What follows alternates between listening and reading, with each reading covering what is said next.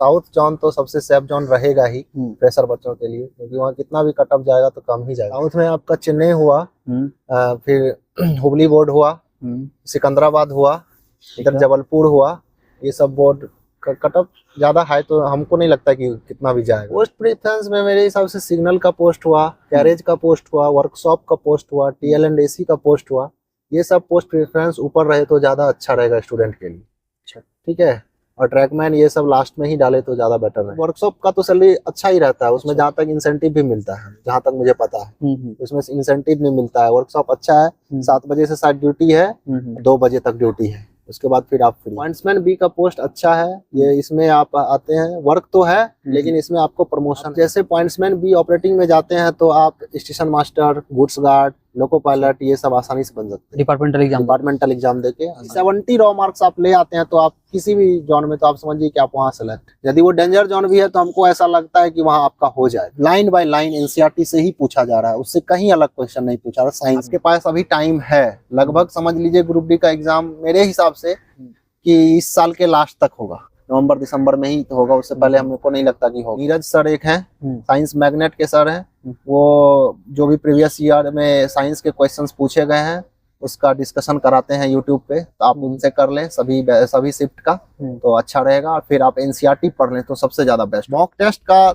बहुत ही ज्यादा रोल है एग्जाम में, क्योंकि एग्जाम से पहले टाइम मैनेजमेंट के लिए आपको मॉक टेस्ट को ही मारना पड़ेगा। जब तक आप मॉक टेस्ट नहीं मारते हैं, आप कितना भी इधर पढ़ाई कर लें, आपका टाइम मैनेज एग्जाम में नहीं होगा।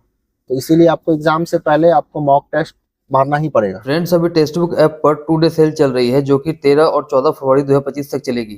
तो इसमें यदि आप हमारा कोड DOMC यूज करके टेक्स्ट बुक पास प्रो का सब्सक्रिप्शन परचेज करते हैं तो आपको 1 ईयर का पास प्रो का सब्सक्रिप्शन 12% एक्स्ट्रा डिस्काउंट के साथ मात्र 395 रुपये में मिल जाएगा। तो आप इस ऑफर को मिस मत करिएगा और जल्द से जल्द इसे परचेज कर लीजिएगा। इसके साथ ही मैं आपको बता दूं कि अभी तक जितने भी सिलेक्टेड लोगों का इंटरव्यू हमारे चैनल पर लिया गया है, उन सभी लोगों ने मॉक टेस्ट और प्रीवियस ईयर क्वेश्चंस को एग्जाम पॉइंट ऑफ व्यू से बहुत इंपॉर्टेंट बताया है। टेक्स्ट बुक ऐप पर आपको सारे previous year questions, mock test, chapter test, sectional test, subject test और फुल टेस्ट मिल जाता है। इसके साथ ही आपको एनालिसिस मिल जाता है कि आपका स्ट्रॉन्ग और वीक सेक्शन कौन कौन सा है, जिसकी प्रिपरेशन करके आप सक्सेस पा सकते हैं। आपको मॉक टेस्ट लगाना बहुत ज्यादा जरूरी हो गया है, जब से CBT मोड में एग्जाम होना शुरू हुआ है।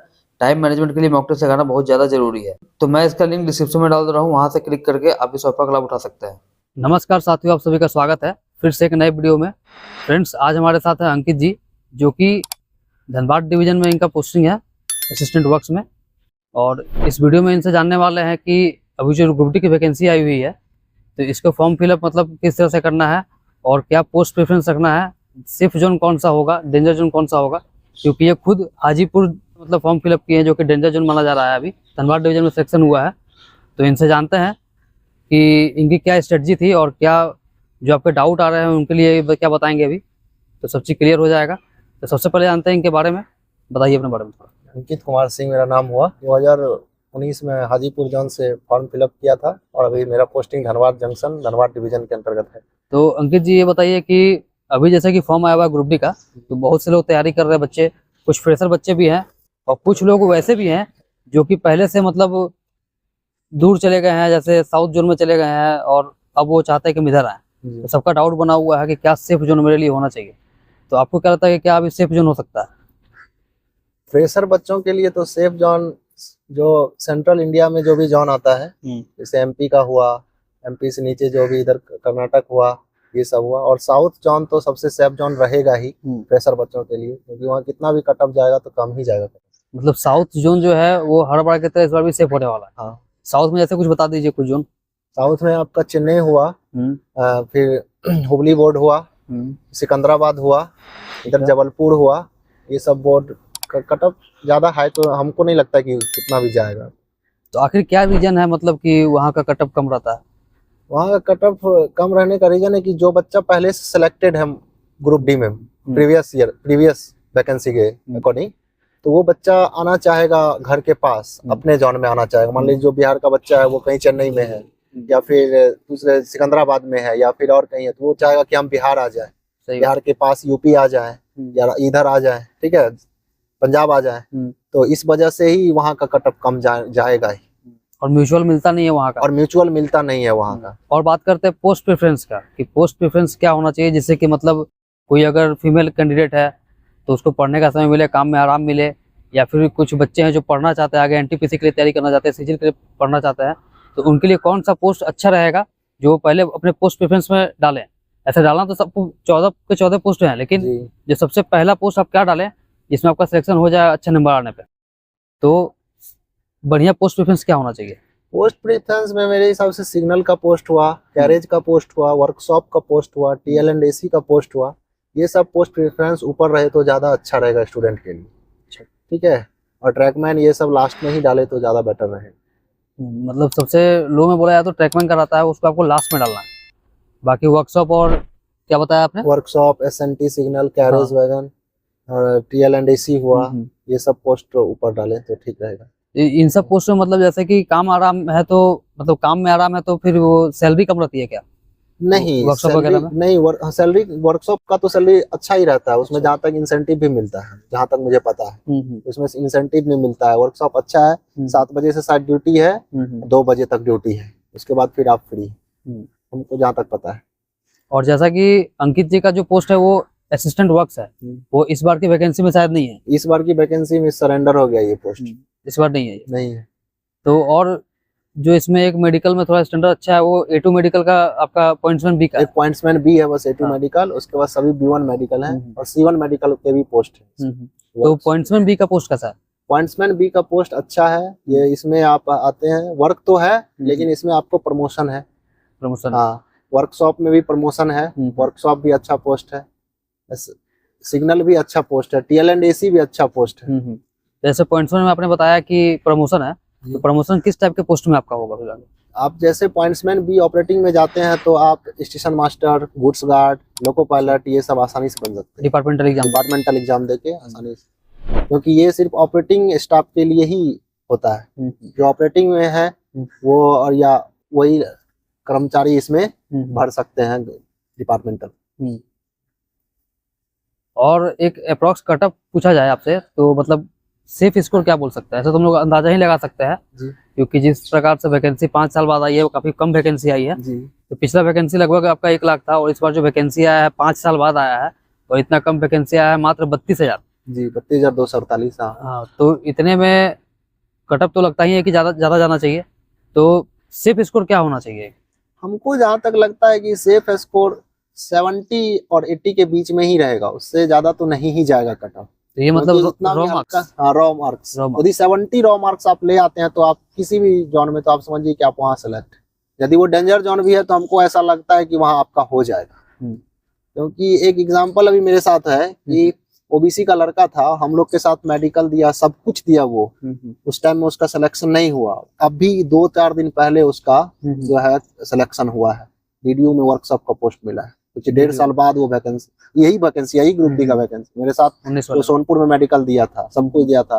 एक तो लड़का इतना डिप्रेस्ड रहता था, फिर बाद में टीचर में भी हो गया था 1 to 5 में, तभी नौकरी कर रहा है। लेकिन इधर कल परसों लड़के देखे कि उसका रिजल्ट हुआ था। सेफ स्कोर मतलब आप रॉ स्कोर 70 ले आते हैं 100 में, तो आप मान सकते हैं कि किसी भी जोन में आप सेफ रहेंगे। हाँ, फिर आपका वो नॉर्मलाइज होकर स्कोर कुछ बढ़ेगा। हाँ, और आपका सिलेक्शन पक्का है। तो अब बात करते हैं कि आखिर 70 मार्क्स सेफ है तो 70 मार्क्स आया कैसे? तो उसके लिए क्या स्ट्रेटजी होनी चाहिए? इनकी क्या स्ट्रेटजी थी कि इन्होंने हाजीपुर जोन जो आपका है वो डेंजर जोन माना जाता है, हाजीपुर पटना, क्योंकि ये जो भी मतलब बिहार, पटना और यूपी के लड़के होते हैं वो सब यहीं डालते हैं जी। और काफी पढ़ने वाले बच्चे होते हैं यहाँ पे, उनका एक सपना होता है गवर्नमेंट जॉब का। तो वहाँ से इनका भी सपना था और सिर्फ ग्रुप डी ही नहीं, इनका NTPC भी क्वालिफाइड था, सिर्फ उसमें कुछ मेडिकल का गड़बड़ हुआ तो मेडिकल स्टैंडर्ड पूरा नहीं हो पाया तो वो उसमें सेलेक्ट नहीं हो पाया। बाकी इनका CBT 1 CBT 2 दोनों क्लियर था NTPC का। तो इनसे जानते हैं कि इनकी क्या स्ट्रेटजी थी NTPC के लिए और साथ ही ग्रुप डी एग्जाम में हम कैसे 70+ स्कोर कर सकते हैं जिससे हमको प्रॉब्लम ना हो और मेरा सिलेक्शन आसानी से एक गवर्नमेंट जॉब का जो है वो हमको मिल जाए। तो बताइए कैसे प्रिपरेशन करें बच्चे? आप पहले एक सब्जेक्ट करके बताइए, मतलब जैसे मैथ के लिए किस तरह से, जैसे मैथ, रीजनिंग और साइंस आता है जी, और कुछ करंट अफेयर आ सकता है, तो मैथ के लिए कैसे प्रिपरेशन करना है? खास करके ग्रुप डी का एग्जाम का बात करते हैं कि आप साइंस NCERT का बुक आप 8, 9, 10 पढ़ लें तो सबसे ज्यादा बेटर होगा। तो NCERT का ही क्वेश्चन आता है, लाइन बाय लाइन NCERT से ही पूछा जा रहा है, उससे कहीं अलग क्वेश्चन नहीं पूछा रहा। साइंस जीके की बात हुई, जीके को हम लूसेंट बुक आप अच्छे से पढ़ ले, नया वाला लूसेंट हम भी खुद खरीदे हैं, 4-5 दिन पहले, और वो पहले के अकॉर्डिंग टू कुछ ज्यादा अच्छा एग्जाम व्यू से भी अच्छा बनाया उसको। कुछ क्वेश्चन देखे जो हमको एग्जाम में पूछा था वो डाला गया है लूसेंट में, और उसको करंट से भी जोड़ा गया है लूसेंट को। तो शायद नया वाला जो बुक अभी आया है 2024 एडिशन वाला, वो अभी अच्छा बुक है। उसमें कला संस्कृति भी अलग से जोड़ा है, ये सब कुछ जो चैप्टर उसमें जोड़ा है। तो इस वजह से वो ज्यादा अच्छा, और उसको आप जितनी बार पढ़ ले शायद वो बहुत ज्यादा बेटर है। और खास कला संस्कृति क्वेश्चन पे ज्यादा फोकस रखें। यूनेस्को हेरिटेज में का जो भी सब शामिल, वो सब पे ज्यादा रेलवे फोकस करता है। और ईसवी हिस्ट्री में, मॉडर्न हिस्ट्री का जो कुछ ईसवी टॉपिक होता है, जो कौन सा घटनाएं कब घटी, वो सब पे ज्यादा बच्चों फोकस करें तो ज्यादा बेटर रहेगा। और लूसेंट बुक काफी ज्यादा अच्छा है, उसको ही आप पढ़ें तो हम यही सलाह देंगे। मैथ के लिए आप कोई एक बुक उठा लें, कोई भी एक, RS अग्रवाल हो या फिर जो भी आप करें, एक बुक उठा के उसको बना लें तो हो जाएगा। मतलब कोई अगर फ्रेशर कैंडिडेट है जी, तो वो कैसे प्रिपरेशन कर सकता है मैथ के लिए? कोई बुक उठा के और उसको सीरियली वाइज सभी चैप्टर आप पढ़ लें। आपके पास अभी टाइम है, लगभग समझ लीजिए ग्रुप डी का एग्जाम मेरे हिसाब से कि इस साल के लास्ट तक होगा। टाइम है अभी टाइम है आपके पास, अभी टाइम है आपके पास, इस साल के लास्ट तक ही होगा। नवंबर दिसंबर में ही तो होगा, उससे पहले हमको नहीं लगता कि होगा, ऐसा जहां तक लगता है। और करंट के लिए बच्चों, करंट को भी बुक को पढ़ें, करंट हर दिन से भी जुड़े रहें। चाहे आप सोशल मीडिया चलाते हैं, इंस्टाग्राम से भी आप जुड़ सकते हैं कोई साइट से, या फिर किस सर का वीडियो देखें। हमको एक लड़का कोई बताया था, वो करंट अफेयर्स बाय रवि, हमको जो अच्छा लगा उसका। हर दिन 10 टॉपिक है, सर रिवाइज भी करवाते हैं, उसकी मैम भी पढ़ाती है, दोनों मिलके पढ़ाती है वो। तो वो शायद अच्छा लगा हमको, और हम भी उसको फॉलो कर रहे हैं अभी। और कोई एक बुक भी खरीद लें, चाहे वो SPD का बुक हो या फिर एडिटोरिया का बुक हो, दोनों बुक को भी फॉलो करें और पढ़ते जाएं इसको। कोई करंट भी काफी अच्छा रोल रहता है। लगभग 10 क्वेश्चन पूछा जाता है, और 10 क्वेश्चन में आप कम से कम 5-6 क्वेश्चन बना दिए तो बहुत अच्छा रहेगा आपके लिए। और जब तक करंट आप पढ़ेंगे नहीं तब तक क्वेश्चन बनेगा नहीं। सही बात है। मतलब करंट अफेयर को लास्ट के लिए नहीं छोड़ना है? नहीं, लास्ट के लिए नहीं छोड़ना है, आपको उसको पढ़ते जाना होगा। ये जो नहीं कि एग्जाम आएगा तो पढ़ेंगे, पढ़ते रहेंगे, फिर लास्ट में आप उसको रिवाइज के लिए रखें तो फिर अच्छा रहेगा। जैसा कि अंकित जी ने बताया कि साइंस का जो रोल रहेगा ग्रुप डी में बहुत ज्यादा इंपॉर्टेंट है, और आपको क्लास 8, 9, 10 का जो साइंस का बुक है NCERT का, उसको लाइन बाय लाइन एकदम पढ़ लेना है, रट लेना है जी। क्योंकि सिलेक्शन आपका साइंस से ही होने वाला है। मैथ तो सारे बच्चे बनाएंगे, लेकिन आपका जो सिलेक्शन होना है वो साइंस पे ही डिपेंड करेगा और करंट अफेयर पे। और साइंस कोई टीचर से यूट्यूब पे जो प्रीवियस ईयर का कोई ऐसा भी टीचर है, जैसे हमको नीरज सर एक हैं, साइंस मैग्नेट के सर हैं, वो जो भी प्रीवियस ईयर में साइंस के क्वेश्चंस पूछे गए हैं उसका डिस्कशन कराते हैं यूट्यूब पे, तो आप उनसे कर लें सभी शिफ्ट का, तो अच्छा रहेगा। और फिर आप NCERT पढ़ लें तो सबसे ज्यादा बेस्ट होगा। और रीजनिंग क्या बताइए? रीजनिंग तो खैर इजी रहता है, लेकिन रेलवे में देखा जा रहा है कि उसका जो लेवल है वो SSC से कुछ लेवल थोड़ा बढ़ के पूछा है। बढ़ के पूछा, जैसे स्टेटमेंट एंड कंक्लूजन का क्वेश्चन आता है, या सिलोगिज्म आ रहा है, तो थोड़ा लेवल देख रहे हैं कि उसका अप आ रहा है। और सिटिंग अरेंजमेंट भी पूछा जा रहा है, तो उसको प्रिपरेशन कैसे करे बच्चे? रीजनिंग तो हम कहेंगे कि जितना भी अभी प्रीवियस ईयर का कोई बुक निकल गया, जैसे पिनेकल का बुक है, हमको अच्छा लगा, हम देखे थे बुक तो हमको बहुत अच्छा लगा कि प्रीवियस ईयर वाइज उसको बनाया गया है। प्रीवियस ईयर का ही, रेलवे का हर सब, वैसे तो उसका सभी का आता है, मैथ्स का, रीजनिंग का, GK का, सभी का आता है। तो आप कोई बुक पर खरीद लें और उन्हीं को रिवाइज करें। उन्हीं सब टाइप का है, सब चैप्टर वाइज है, आप वो चैप्टर वाइज बुक से बना लें तो सबसे ज्यादा बेटर होगा। या फिर आप टॉपिक वाइज यूट्यूब पे भी देख सकते हैं। जी हाँ, टॉपिक वाइज, फिर दीपक सर हैं एक, उससे आप रीजनिंग पढ़ सकते हैं यूट्यूब पे। टॉपिक वाइज पढ़ लें, उस बुक को फिर बना लें तो आपका पूरा क्लियर हो जाएगा। और जैसे प्रीवियस हम लोगों ने बहुत से कैंडिडेट का लिया था इंटरव्यू, तो मैक्सिमम जो कैंडिडेट है वो कहीं ना कहीं पहले से भी सिलेक्टेड थे ग्रुप डी में, फिर आपका पंचायत सचिव निकाले, फिर वो आपका ट्रेन मैनेजर में है, स्टेशन मास्टर में है। तो उन्होंने बताया कि सिर्फ उन्होंने एक लूसेंट का बुक पढ़ा है जनरल नॉलेज के लिए, लूसेंट का बुक, लेकिन उस एक बुक को उन्होंने मैक्सिमम टाइम पढ़ा है। तो बहुत से लोगों का कमेंट आया था कि लूसेंट बुक से सवाल नहीं आता है, या इससे पढ़ने से कैसे हो जाएगा। नहीं, ऐसा नहीं। तो वो थोड़ा बताइए, क्लियर कीजिए। जैसा आप भी बता रहे हैं कि लूसेंट से ही सवाल मतलब देखने को मिल रहा है एग्जाम, बहुत मिल रहा है लूसेंट को। लूसेंट से ही मतलब इतना 80% क्वेश्चन लूसेंट से बाहर नहीं रहता है। लूसेंट में लूसेंट को आप यदि अच्छे से पढ़ लेते हैं, उसमें सारा क्वेश्चन दिया हुआ है, कहीं ना कहीं लिखा हुआ है क्वेश्चन। अब 1-2 क्वेश्चन तो एग्जामिनर जरूर अलग डालता है, तो उसके लिए नहीं है, वो सबके लिए होता है। हार्ड होगा तो सबके लिए होगा, लेकिन सारा कुछ है लूसेंट में दिया हुआ है। और एक इम्पॉर्टेंट चीज जो रहता है प्रीवियस ईयर क्वेश्चंस, जैसा कि ग्रुप डी का एग्जाम 2018 और 19 दो वैकेंसी आया था, दोनों का एग्जाम हुआ है जी। उसका एनटीपीसी का हुआ है, मतलब एलपी टेक्नीशियन का भी हुआ है, आरपीएफएसआई कांस्टेबल हुआ है। तो इन एग्जाम्स के जो पेपर हैं वो किस प्रकार से हेल्प करने वाले हैं अभी के वैकेंसी की जो तैयारी कर रहे हैं बच्चों के लिए? इससे प्रीवियस ईयर से आपको क्वेश्चंस का लेवल पता चल जाएगा कि रेलवे क्या लेवल्स का क्वेश्चन पूछ रहे हैं, और कहीं ना कहीं रेलवे उससे ज्यादा ही लेवल बढ़ाएंगे, कम नहीं होगा रेलवे का क्वेश्चन। क्योंकि अभी हम टेलीग्राम से खुद गगन सर डाले हैं सारी प्रीवियस ईयर के क्वेश्चन, जो भी रिसेंटली जितने भी सारे एग्जाम हुए आरपीएफएसआई का, एलपी का, टेक्नीशियन का, सभी का पीडीएफ मैंने डाउनलोड किया हूँ। तो सभी में देख रहे हैं कि लेवल कुछ ना कुछ है। जीके का भी ऐसा है जो थोड़ा टफ है क्वेश्चंस। तो लेवल आपका अप ही रहने वाला प्रीवियस ईयर से, लेकिन आपको प्रीवियस ईयर देखना जरूरी है। जी, प्रीवियस ईयर से आपको अंदाजा लग जाएगा कि कैसा क्वेश्चंस पूछा जा रहा है, मैथ्स का, रीजनिंग का, सभी चैप्टर्स का। और मॉक टेस्ट का बताइए कि मॉक टेस्ट का क्या रोल है? मॉक टेस्ट का बहुत ही ज्यादा रोल है एग्जाम में, क्योंकि एग्जाम से पहले टाइम मैनेजमेंट के लिए आपको मॉक टेस्ट को ही मारना पड़ेगा। जब तक आप मॉक टेस्ट नहीं मारते हैं, आप कितना भी इधर पढ़ाई कर लें, आपका टाइम मैनेज एग्जाम में नहीं होगा। तो इसीलिए आपको एग्जाम से पहले आपको मॉक टेस्ट मारना ही पड़ेगा। और कुछ व्यूअर्स का कमेंट आ रहा था, वो बोल रहे थे कि जैसे आप जिनका इंटरव्यू लेते हो उनसे पूछिए कि जैसे वो मॉक टेस्ट लगाना शुरू कर रहे थे जब प्रिपरेशन में, तो उनका शुरुआत में मार्क्स किस तरह से आ रहा था? शुरुआत में हम लोग को भी कम ही मार्क आ रहा था, 50, 55, कभी कभी तो 40 भी आता था, क्योंकि टाइम रहते हुए, क्वेश्चन को जानते हुए भी मार्क कम आता था। मॉक टेस्ट का बहुत ही ज्यादा रोल है एग्जाम में।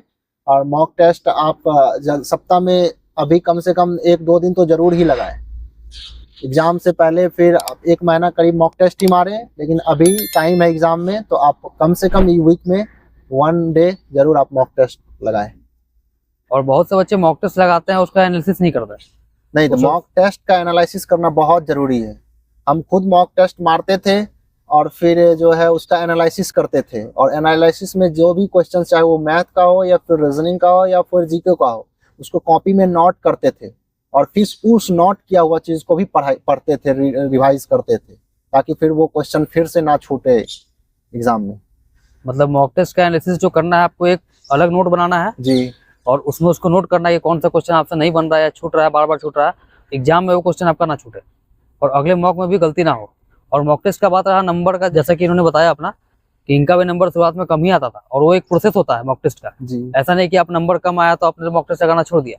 आपको मॉक लगातार लगाना वो एक प्रोसेस है, प्रोसेस में चलते रहिएगा, नंबर बढ़ता जाएगा। जी, खुद बढ़ता जाएगा नंबर। तो नंबर देख के डिमोटिवेट नहीं होना है। बच्चे को हम एक सलाह और देना चाहते हैं कि जब आप पढ़ेंगे तो कुछ ना कुछ आपके पास कंफ्यूजन पॉइंट आएगा कुछ टॉपिक में, तो आप उस कभी कभी ऐसा होता है कि कितना पढ़ लेने के बाद भी उस टॉपिक में कंफ्यूजन रह जाता है। तो आप बच्चे कोई पेज रखें, 2-4 पेज, उस पे आप उसको तभी नोट कर लें, और जब आप पढ़ाई करने बैठे उस चीज को फिर तुरंत पढ़ाई कर ले, तो वो कंफ्यूजन पॉइंट दूर हो जाएगा इस तरीके से। ये सब बहुत इंपॉर्टेंट पॉइंट जो बता रहे हैं जी, ये सब सीक्रेट पॉइंट्स है, इनको आप लोग मतलब नोट भी कर सकते हैं। ये आपको एग्जाम में बहुत ज्यादा मदद करेगा। जी, बहुत ज्यादा मदद करेगा, क्योंकि ये लोग तैयारी किए हैं, मेहनत किए, जो गलती इनसे हुआ है वो गलती आप ना करें, और जो तैयारी के दौरान इनको जो भी निचोड़ मिला है वो आपको बता रहा है, तो आप इससे सीख सकते हैं बहुत सारी चीज। और एक बहुत बड़ा मोटिवेशन हो जाता है अभी सैलरी, जैसा कि अभी नोटिफिकेशन आया है गवर्नमेंट की तरफ से कि 8th जैसा कि 7th पे लागू है और 8th पे लागू होने वाला है, तो सैलरी जैसे कि अप्रोक्स आप लोगों का अभी शायद 30K के अप्रोक्स है। हाँ, और तो अभी वो कितना बढ़ के होने वाला है लगभग? सैलरी बेसिक हम लोग का अभी 18,000 है 7th पे कमीशन में, और अब सरकार जो है गवर्नमेंट अब लगभग कितना गुना करती है, तो ऐसा माना जा रहा है या सरकार के नोटिफिकेशन कि लगभग सैलरी 36 के अप्रॉक्स बेसिक होने जा रहा है। जो 18,000 अभी बेसिक है वो 36 के अराउंड जा रहा है, सिर्फ बेसिक। उसके बाद फिर आपको डीए होगा, फिर आपको जो टीए मिलता है ये सब जुड़ के फिर आपका सैलरी लगभग लेवल 1 में, ग्रुप डी में आपका सैलरी 40 पार जा सकता है, 40 माना अभी ऐसा जा रहा है।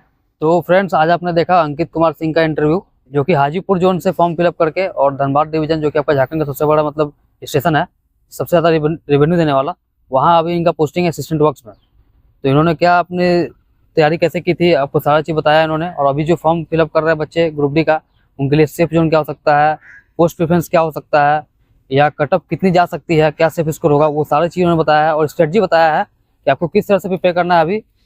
तो आपको अच्छा लगा होगा वीडियो तो आप वीडियो को लाइक कर दीजिएगा, और जो भी डाउट आता है तो उसको कमेंट कीजिएगा आप लोग। इनसे फिर से हम बोलेंगे कि वो कमेंट में आपका जवाब भी देंगे, और हम लोग भी जो हो सकते हैं जवाब देंगे आपको। बहुत बहुत धन्यवाद अंकित जी का, जो कि समय दिए हैं अपने वर्क प्लेस पे, और आप सभी का भी धन्यवाद कि आपने वीडियो देखा। धन्यवाद।